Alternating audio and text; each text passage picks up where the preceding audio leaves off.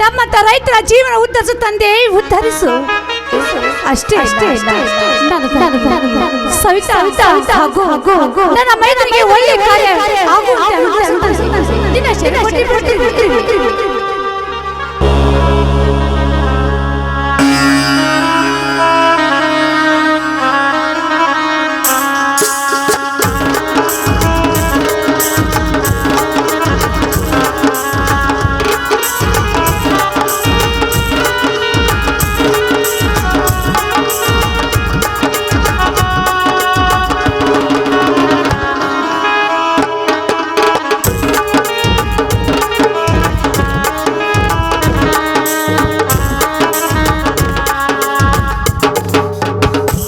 ಪಾರ್ವತಿ, ಪಾರ್ವತಿ, ಆ ದೇವರಲ್ಲಿ ಏನೆಂದು ಬೇಡಿಕೊಂಡೆ? ಸ್ವಾಮಿ, ಆ ದೇವರಲ್ಲಿ ನಮ್ಮಂತ ರೈತರ ಜೀವನವನ್ನು ಬಂಗಾರ ಮಾಡಂತ ಆ ತಂದೆ ಹತ್ರ ಬೇಡಿಕೊಂಡೆ. ಇರಲಿ, ತೆಗೆದುಕೊಳ್ಳು ಪ್ರಸಾದ.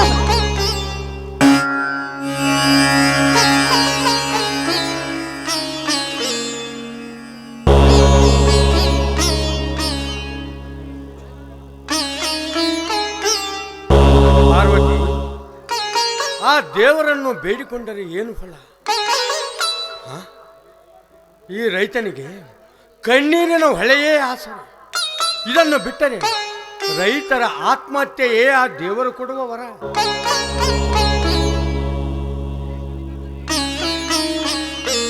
ಸಾಬಿ, ಈ ರೈತರೇ ರಾಷ್ಟ್ರ ಬೆನ್ನೆಲುಬೆಂದು ಇಂದು ರಾಜಕೀಯ ಮರ್ತು ಬಿಡುತ್ತಾರೆ. ಅಂದಾಗೆ ಅಂತ ಮಾತನ್ನು ಯಾವ ಕಾಲಕ್ಕೂ ಮರೆಯಬಾರ್ದಂದ್ರೆ ನಮ್ಮಂತ ರೈತರ ಮನೆಯಲ್ಲಿ ಒಬ್ಬ ವೀರ ಹುಟ್ಟಬೇಕು. ಅಂದಾಗ ಈ ನಮ್ಮ ದೇಶ, ಈ ನಮ್ಮ ರಾಜ್ಯ ಉದ್ಧರಿಸುವುದು ಅಲ್ಲಿವೇ ಸ್ವಾಮಿ. ಹೌದು ಪಾರ್ವತಿ, ರೈತ ಸಾಲ ಸೂಲ ಮಾಡಿ ಬೀಜ ಗೊಬ್ಬರ ತಂದು ಹೊಲದಲ್ಲಿ ಬಿತ್ತುತ್ತಾನೆ. ಬೆಳೆದ ಬೆಳೆಗೆ ಸರಿಯಾದ ಬೆಲೆನೇ ಸರ್ಕಾರ ಕೊಡ್ತಾ ಇದೆ. ಹೀಗಿರುವಾಗ ಆ ದೇವರನ್ನು ಬೇಡಿಕೊಂಡರೆ ಏನು ಪ್ರಯೋಜನ? ರೈತನು ಮಾಡಿದ ಸಾಲ ತೀರಿಸಲಾಗದೆ ಈ ಭೂತಾಯಿಯ ಮಡಿಲಿನಲ್ಲಿ ಆತ್ಮಹತ್ಯೆ ಮಾಡಿಕೊಳ್ಳುತ್ತಿದ್ದಾರೆ. ಆಗ ಸರ್ಕಾರದವರು ಪರಿಹಾರ ಧನ ಅಂತ 1 ಲಕ್ಷ ಪರಿಹಾರ ಕೊಟ್ಟು ಸುಮ್ಮನಾಗಿ ಬಿಡುತ್ತಾರೆ. ರೈತ ಬದುಕಿದ್ದಾಗ ರೈತನ ಕಷ್ಟ ಸುಖ ಕೇಳದ ಈ ಸರ್ಕಾರ ಸತ್ತ ಮೇಲೆ ಏನಾಯಿತು ಎಂದು ಕೇಳುತ್ತಾರೆ. ಅಂದಾಗ ನಮ್ಮಂತ ರೈತರು ಬದುಕುವುದಾದರೂ ಹೇಗೆ? ಸಾಬಿ, ರೈತರಿಗೆ ಯಾವತ್ತು ಸಾವನ್ನ ಮಾತು ಬರಬಾರದು. ಕಷ್ಟ ಬಂದಿದೆ ಅಂತ ಕುಗ್ಗಬೇಡ್ದು, ಸುಖ ಬಂದಿದೆ ಅಂತ ಹಿಗ್ಗ ಬರುವಂತ ಗಾದಿ ಮಾತು ನಿಮಗೆ ಗೊತ್ತಿಲ್ವೇ? ಅಂದ ಹಾಗೆ ಅದು ಎಲ್ಲ ರೈತರ ಮತ್ತೆಂದು ತಿಳಿದುಕೊಂಡು ನಾವು ಮುನ್ನಗ್ಲೇಬೇಕು. ಧೈರ್ಯವಾಗಿ ಅದೇನು ಬಂದರೂ ಎದುರಿಸಲೇಬೇಕು. ರೈತ ದೇಶದ ಬೆನ್ನೆಲುಬು ನಿಜ. ಆದರೆ ರೈತನಿಗೆ ಉಸಿರಾಗಿರುವ ಮಳೆರಾಯ ಕಣ್ಣು ತೆರೆಯುತ್ತಿಲ್ಲ. ಇತ್ತ ಮಳೆನೂ ಇಲ್ಲ, ಬೆಳೆನೂ ಇಲ್ಲ. ಇತ್ತ ಮುಗ್ಧ ಜೀವಿಗಳಾದ ದನಕರುಗಳನ್ನು ಕಟ್ಟಿಕೊಂಡು ರೈತರು ಜೀವನ ಸಾಗಿಸುವುದು ಕಷ್ಟಕರವಾಗಿದೆ ಮಾದೇವಿ, ಕಷ್ಟಕರವಾಗಿದೆ. ಅಂದಾಗ ಈ ರೈತರು ಬದುಕುವುದಾದ್ರೂ ಹೇಗೆ? ಹೌದು ಸ್ವಾಮಿ, ಈ ರೈತರಿಂದಲೇ ಒಂದು ತುತ್ತು ಊಟ ಮಾಡ್ತೀವಂದ ಆಯಿಂದ ರಾಜಕೀಯ ಮರ್ತು ಬಿಡ್ತಾರೆ. ಅಂದಾಗೆ ಈ ದುಷ್ಟ ಶ್ರೀಮಂತರಿಗೆ ರೈತರ ಬೆಲೆ ಹೇಗೆ ಗೊತ್ತಾಗಬೇಕು ಸ್ವಾಮಿ? ಪಾರ್ವತಿ, ಧೈರ್ಯದಿಂದ ಎದುರಿಸೋಣ ನಿಜ. ಆದರೆ ಈ ರೈತನ ಗೋಳು ಕೇಳುವವರಾರು? ಈ ರೈತರ ನೋವು ಸರ್ಕಾರಕ್ಕೆ ಹೇಗೆ ಗೊತ್ತಾಗಬೇಕು? ರೈತರು ತಮ್ಮ ಕುರ್ಚಿಗಾಗಿ, ತಮ್ಮ ಪಕ್ಷದ ಉಳಿವಿಗಾಗಿ ಬಿಟ್ಟಿ ಭಾಗ್ಯಗಳನ್ನು ಕೊಟ್ಟು ಎಲ್ಲ ತೆರಿಗೆಗಳನ್ನು ರೈತರ ಮೇಲಾಕಿ ವಸೂಲಿ ಮಾಡುತ್ತಾರೆ. ಅಂದಾಗ ನಮ್ಮಂಥ ರೈತರು ಕಟ್ಟುವುದಾದರೂ ಎಲ್ಲಿಂದ? ರಾಜಕಾರಣಿಗಳು ರೈತರ ರಕ್ತ ಹಿಂಡಿ ಜೀವನ ಮಾಡ್ತಾ ಇದ್ದಾರೆ. ಹೌದು ಸ್ವಾಮಿ, ನಿಮ್ಮ ಮಾತು ಸತ್ಯವಿದೆ. ಅಂದಾಗೆ ನಮ್ಮಂತ ರೈತರ ಮಕ್ಕಳು ಎಮ್ಮೆಲಿ ರಾಜಕೀಯ ಆದರೆ ನಮ್ಮ ಬಾಳನ್ನು ಬಂಗಾರವಾಗೋದಲ್ಲಿ ಸಂದೇಹ ಇರುವುದಿಲ್ಲ ಅಲ್ವೇನ್ರಿ? ರೈತರಿಗೆ ಹೆಣ್ಣು ಕೊಡಲು ಯಾರೂ ಮುಂದೆ ಬರ್ತಾ ಇಲ್ಲ. ಸರಕಾರಿ ನೌಕರಿ ಇದ್ದರೆ ಮಾತ್ರ ಹೆಣ್ಣು ಕೊಡುತ್ತೇವೆಂದು ಹೇಳುತ್ತಾರೆ. ನಮ್ಮ ಕವಿಗಳಾದ ಸೋಮಶೇಖರ ಭಾವಿ ಅವರು ಕೂಡ ರೈತನ ಮಗನಲ್ಲವೇ, ವಿದ್ಯಾವಂತರಾಗಿಯೂ ಕೂಡ ಕಷ್ಟಪಟ್ಟು ವ್ಯವಸಾಯ ಮಾಡ್ತಾ ಇದ್ದಾರೆ. ಅಂಥದ್ರಲ್ಲಿ ನಾವು ಕಷ್ಟಪಡುವುದರಲ್ಲಿ ಯಾವ ತಪ್ಪಿಲ್ಲ. ಹಾ, ರೈತ ನಕ್ಕರೆ ದೇಶ ನಗುವುದು, ತಿಳಿಯುತ್ತೆ? ಹೌದು ಸ್ವಾಮಿ, ಆ ಗಾದೆ ಮಾತು ನನಗೂ ಕೂಡ ಇದೆ. ರೈತ ನಕ್ಕರೆ ಜಗವಿನ ಸಕ್ಕರೆ ಅನ್ನೋ ಮಾತು ಈ ಜಗತ್ತಿಗೆ ಗೊತ್ತಿದೆ. ಇರಲಿ ಸ್ವಾಮಿ, ನಮ್ಮಂತ ರೈತರ ಬಾಳು ಉದ್ಧರಿಸುವಂತ ದೇವ್ರ ಹತ್ರ ಬೇಡಿಕೊಳ್ಳೋಣ. ನಡೆಯರಿ, ಗೊತ್ತಾಯ್ತು. ಒಳಗಡೆ ಹೋಗಿ ಊಟ ಮಾಡಿವ್ರಂತೆ. ಹಾ ಪಾರ್ವತಿ, ಹಸಿದು ಬಂದ ಈ ನನ್ನ ಮನಕ್ಕೆ ನಿನ್ನ ಮಧುರ ಕಂಠದಿಂದ ಒಂದು ಹಾಡು ಹಾಡಿ ಈ ನನ್ನ ಮನ ತಣಿಸುವಿಯಾ? ರೀ, ಗಂಡನ ಮಾತು ತಿರಸ್ಕರಿಸೋದು ಸತ್ಯ ಧರ್ಮವಲ್ಲ. ಖಂಡಿತವಾಗಿ ನಿಮ್ಮ ಮಾತಂತೆ ನನ್ನ ಹಾಡಿರುತ್ತೇನೆ.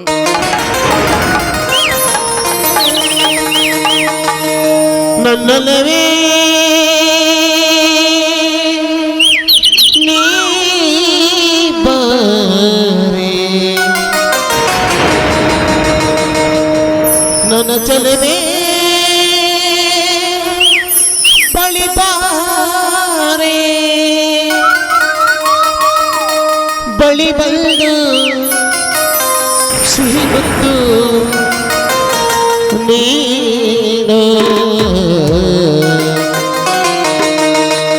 ಸಿಹಿ ಮುತ್ತಿನ ಕಾಣಿಕೆ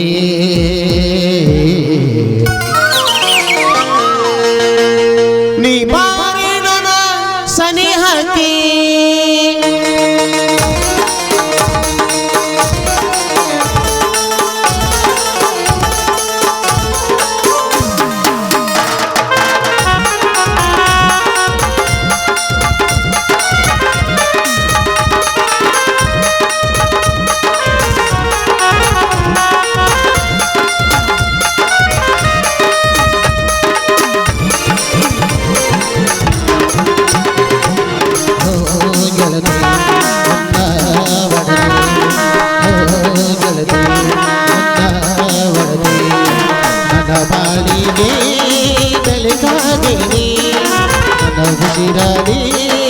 ಉಸಿರಾದೆ ನೀನು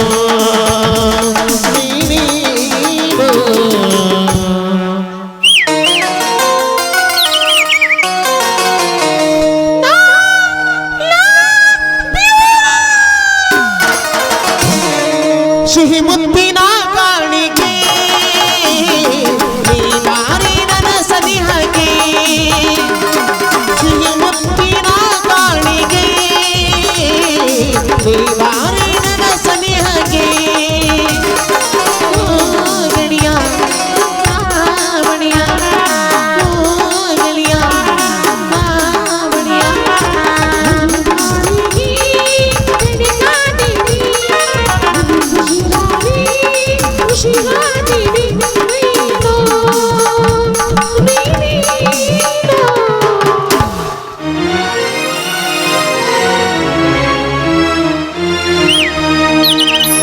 ಶಿಲೆಗಳ ಸಂಗೀತ ಹಾಡಿದೆ, ಶಿಲೆಗಳ ಸಂಗೀತ ಹಾಡಿದೆ,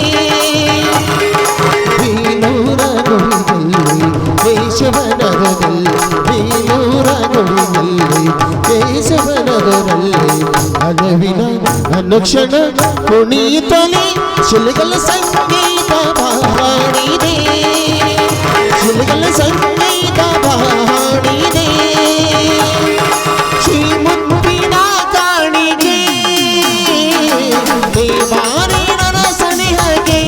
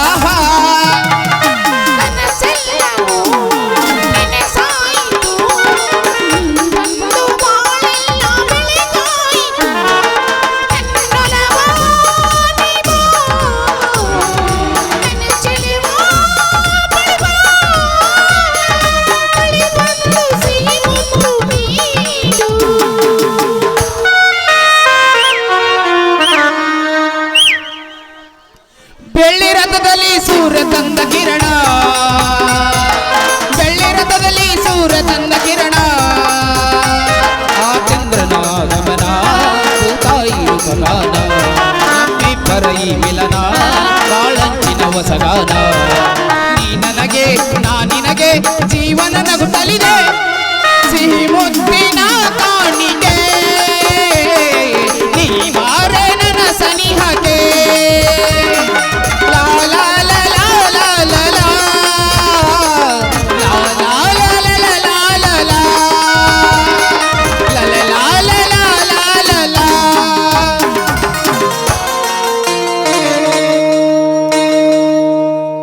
ಪಾರ್ವತಿ ಎಲ್ಲಿ ಸವಿತಾನೆ ಕಾಣ್ತಾ ಇಲ್ಲ. ಅರಿ ಒಳಗಡೆ ಇದ್ದಾಳೆ. ಸವಿತಾ, ಸವಿತಾ ಬಾರಮ್ಮ, ಹೊರಗಡೆ ಏನ್ ಮಾಡ್ತಾ ಇದ್ಯಾ?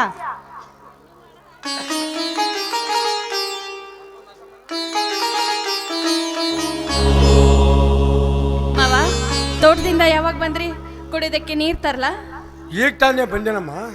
ಸವಿತಾ, ನಿನ್ನ ಮಾತು ಕೇಳ್ತಾ ಇದ್ರೆ ನೀರಷ್ಟೇ ಅಲ್ಲ, ಹಾಲು ಕುಡಿದಷ್ಟೇ ಸಂತೋಷವಾಗುತ್ತೆ. ಇರ್ಲಿ ಮಾವ, ಚಿಕ್ಕ ಮಾವ ಎಲ್ಲಿ ಕಾಣ್ತಾ ಇಲ್ಲ? ಹಾ ಸವಿತಾ, ನೋಡಲ್ಲಿ, ನೀ ಕೇಳೋಷ್ಟರಲ್ಲಿ ನಿನ್ನ ಚಿಕ್ಕ ಮಾವ ಬಂದೇ ಬಿಟ್ಟ.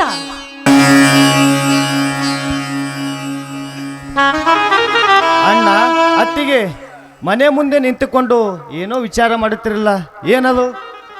ಏನಿಲ್ಲ, ಹಾಗೆ ಸುಮ್ಮನೆ ನಿಂತ್ಕೊಂಡಿದ್ದು. ಇರ್ಲಿ ನರಸಿಂಹ, ಕಬ್ಬಿನ ತೋಟಕ್ಕೆ ನೀರು ಬಿಟ್ಟಿರುವೆ? ಅಣ್ಣ ಏನಂತ ಹೇಳಲಿ, ಹೊಲದಲ್ಲಿ ಕಬ್ಬೆ ಇಲ್ಲದಿರುವಾಗ ಹೇಗೆ ನೀರು ಉಣಿಸಲಿ ಅಣ್ಣ, ಹೇಗೆ ನೀರು ಉಣಿಸಲಿ? ನರಸಿಂಹ, ಏನ್ ಹೇಳ್ತಾ ಇರುವೆಯೋ ನೀನು? ಹೌದಣ್ಣ, ಕಬ್ಬಿನ ಬೆಳೆಯಲ್ಲೆಲ್ಲ ಗೊನೆ ಹುಳು ತಿಂದಾಕಿ ಕಬ್ಬೆಲ್ಲ ನೆಲಕ್ಕೆ ಉರುಳಿ ಒಣಗಿ ಹೋಗಿದೆ ಅಣ್ಣ, ಒಣಗಿ ಹೋಗಿದೆ. ಭೂತಾಯಿಯನ್ನು ನಂಬಿ ಬದುಕುತ್ತಿರುವ ಬಡವರಿಗೆ ಎಂಥ ಸಂಕಟ ಬಂತಪ್ಪ. ಈ ಬಡವನ ಗೋಳು ಕೇಳುವವರ. ಈ ದಿನ ಮೈದ್ರ ನಮ್ಮ ಕಪ್ಪಳೆಲ್ಲ ನಾಸಾಗಿ ಹೋಯ್ತೆ. ಹಾಗಿದ್ರೆ ನಾವು ಜೀವನ ಮಾಡೋದ್ರ ಹೇಗೆ?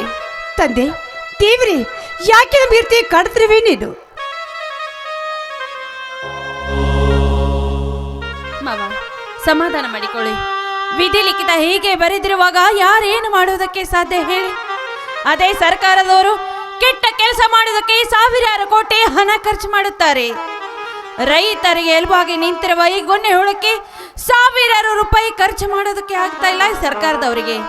ಮಾವ, ಹೀಗೆ ಈ ರೀತಿ ಕಾನೂನು ಮುಂದುವರೆದರೆ ರೈತರು ಬದುಕುವುದಾದ್ರೂ ಹೇಗೆ? ರೈತರು ಜೀವನ ಸಾಗಿಸುವುದಾದ್ರೂ ಹೇಗೆ ಮಾವ?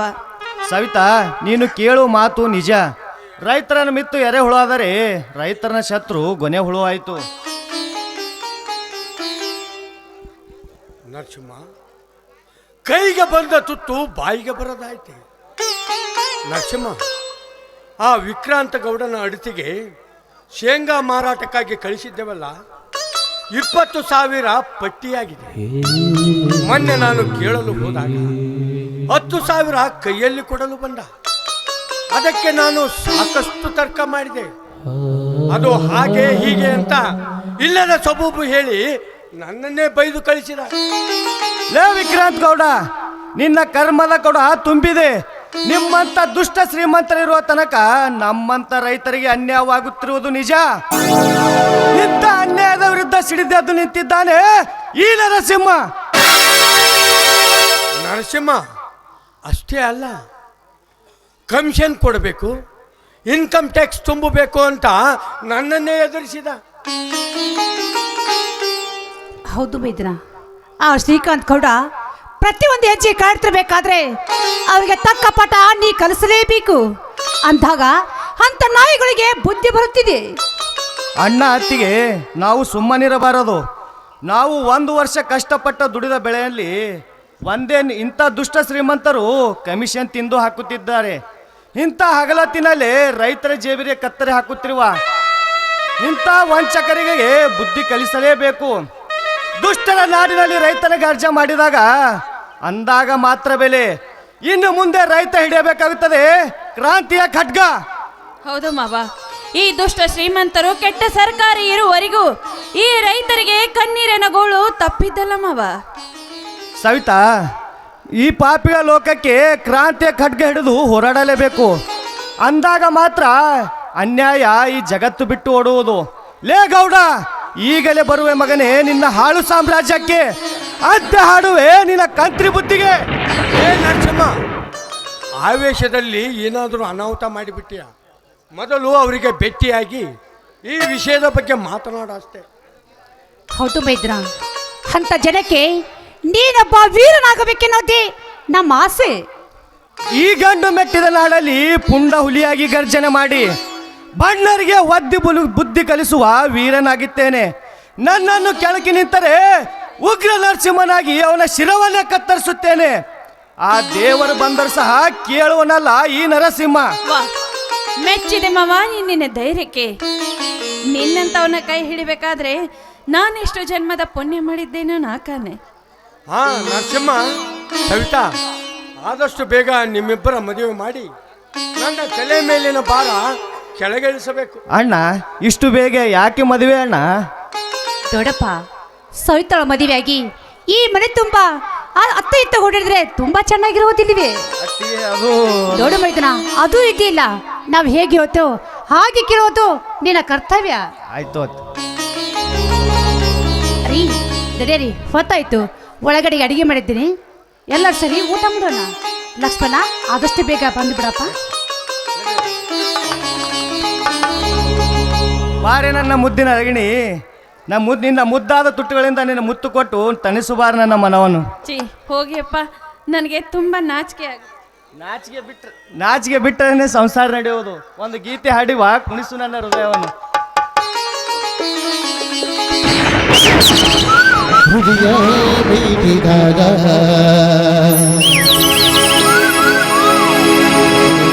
ಕೇಳಿದಾಗ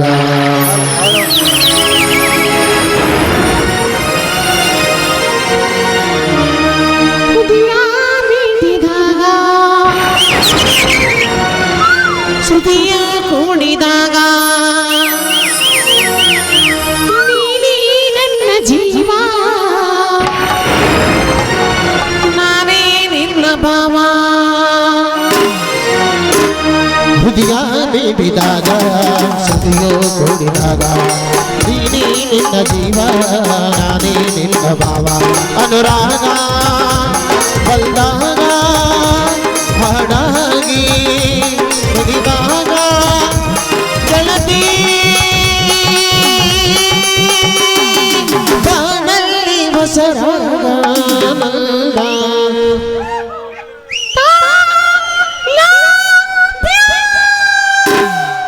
ಜೀವನಂತರ ಸಜೀವನ.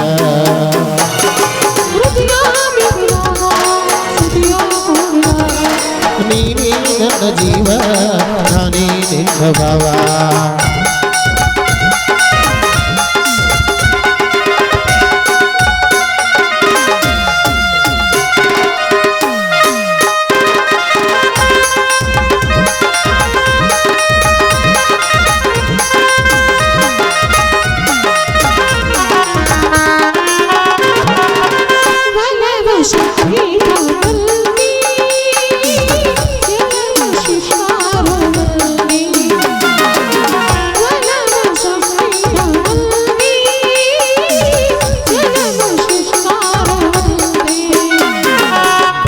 ಸಾಗರ ಸಾವಿರ ದೂರ ಮನುಷ್ಯನ ಕಲ್ಪನೆ ಮನಸ್ಸಿ ಪ್ರಭಾವ ಎಲ್ಲದ ಪ್ರೇಮದ ಸಾಧನೆ ಗೆಳತಿ ಬಾನಲ್ಲಿ ಬಸರಾಗ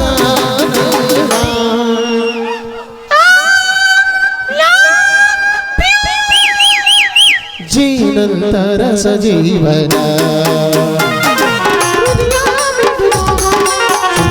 ಕೂಡಿದಾಗ ನನ್ನ ಜೀವ, ನಾನೇ ನಿನ್ನ ಭಾವ.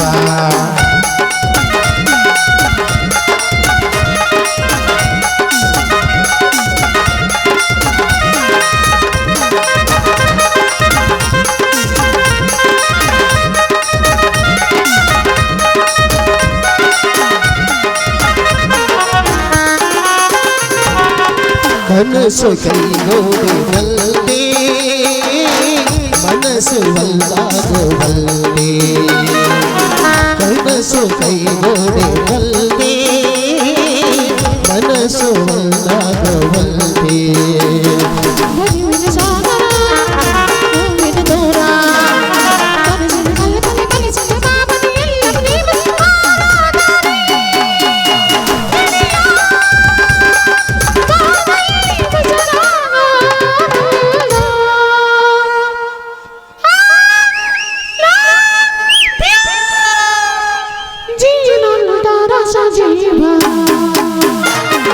ಹೃದಯ ಬೆಳೆದಾಗ ಹೃದಯ ಕೂಡಿದಾಗ ಲಾಲ ಲಾಲ ಲಾಲ